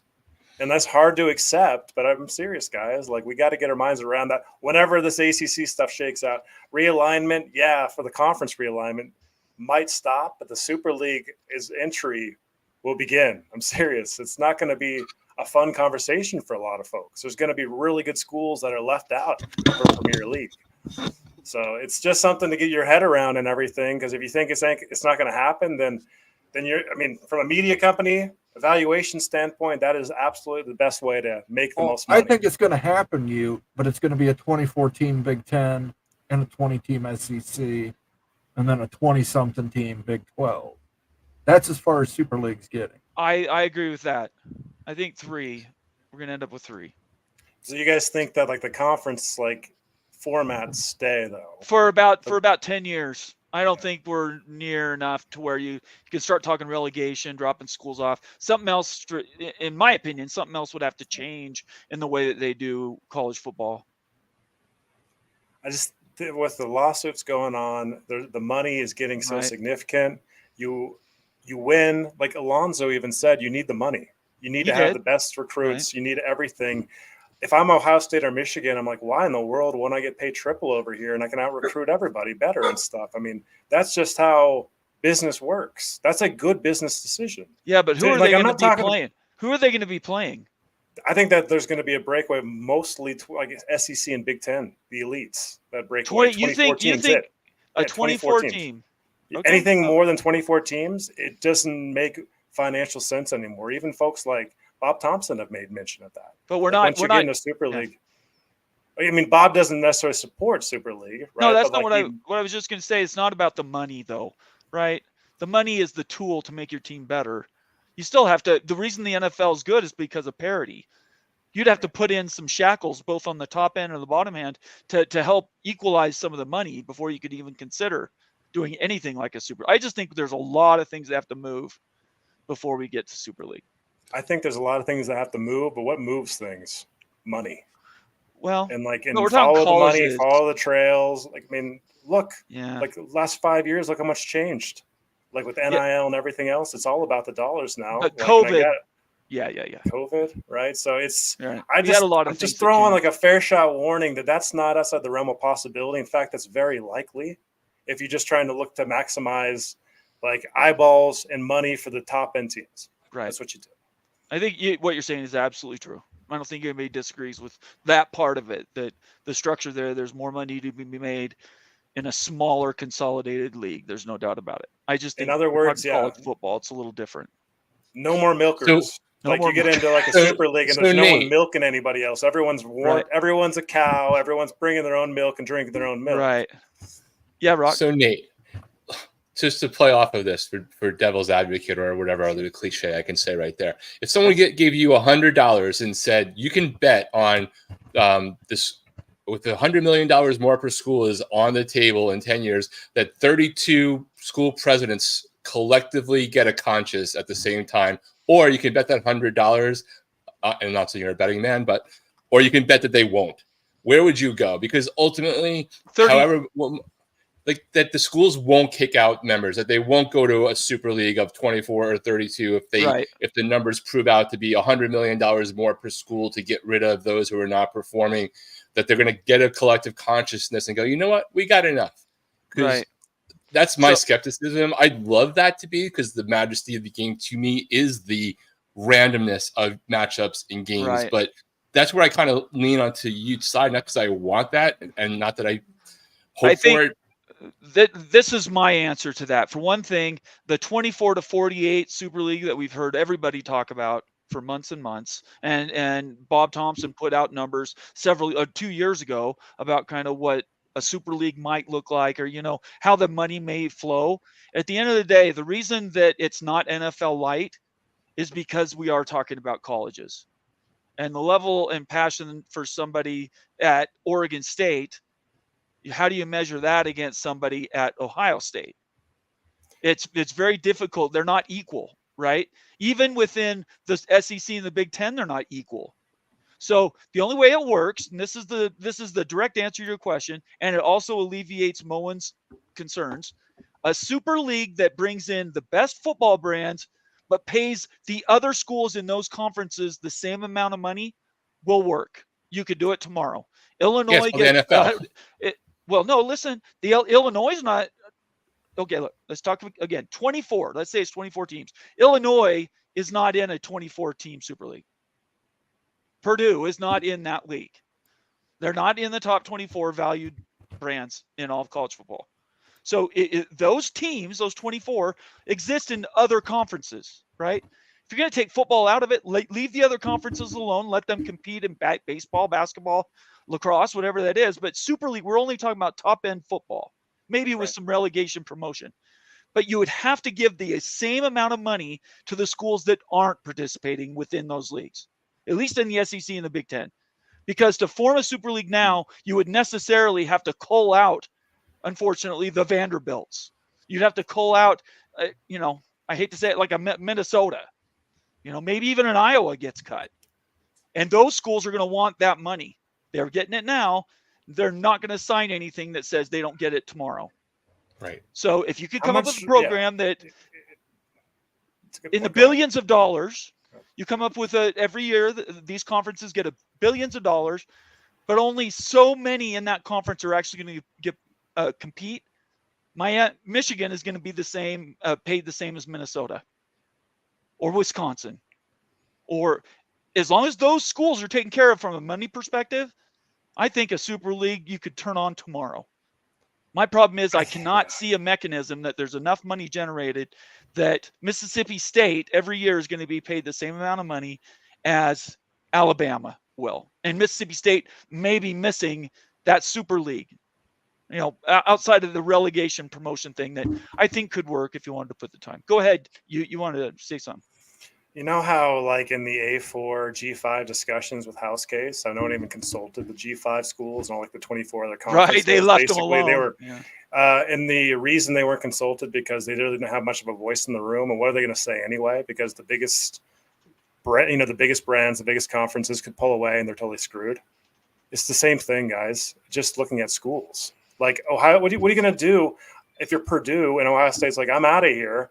I'll stay in this conference for basketball, for every other sport and stuff. I'm taking my football to South Beach. I'm taking my football out there for the Premier League. What are they going to do about that?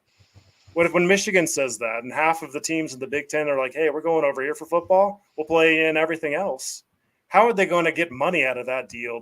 I just don't see it happening. I see like, hey, guys, we'll stick around and play basketball with you and everything, but we're not sharing. You're not milking us anymore. It's come back to the milking philosophy. Who's making money from the conferences and who's not? And so I just see them getting left behind in a Big Ten that isn't going to be at a Premier League level. The Big Ten will still exist. All the schools are going to be there and stuff and all the other sports or whatever. Maybe USC and UCLA go back and form a Pac-12 arm or whatever. But the football is going to pull away. The elite football teams are going to pull away, and they're not going to be kicking money back to those conference fellows. They've got all the power. I just don't see it happening anytime soon. I don't think it happens anytime soon, but like we're looking at 10 years plus down the line. Okay, yeah, it's possible, absolutely. Or tomorrow on Greg's show, as everybody freaks out about what you just said. Look, at the end of the day, just talking about these ideas doesn't mean anything, right? This is all stuff. It's all tied to realignment and the way things go. All the NLRB rulings and NCAA rulings and judgments with Florida State and the ACC and ESPN. All this stuff's up in the air until it's not. So us talking about it, people that freak out about coming up with some of these topics. I just don't understand that. It's important for us to discuss because the people that watch our show want to know. But Moen's ideas have as much value as Rock's, Utes, or mine, right? Until it's not. So anyway. All right, guys, we are almost 2 hours in. Let's go ahead and wrap up. Sorry, I'm giving everybody a short term. If you do have a question we haven't got to, we did have one super chat I needed to bring up. Let me get to it really fast. If there's any other super chats, get them in now. We got about 10 minutes, and then we got to go. Kerry Go Knowles for $2 says BYOM. What's that one mean, Moen? Bring your own. I am the milkman. My milk is delicious. Thank you, Kerry. You're the best. All right. So right now, final call. If you have a super chat you want to get out, go ahead and put it in right now. That'd be great. And we'll do some sign out. So Rock, thanks for one thing. Thanks for getting Alonzo on tonight. That was fantastic. We'll look forward to having him on again. What's your thoughts going into this coming week?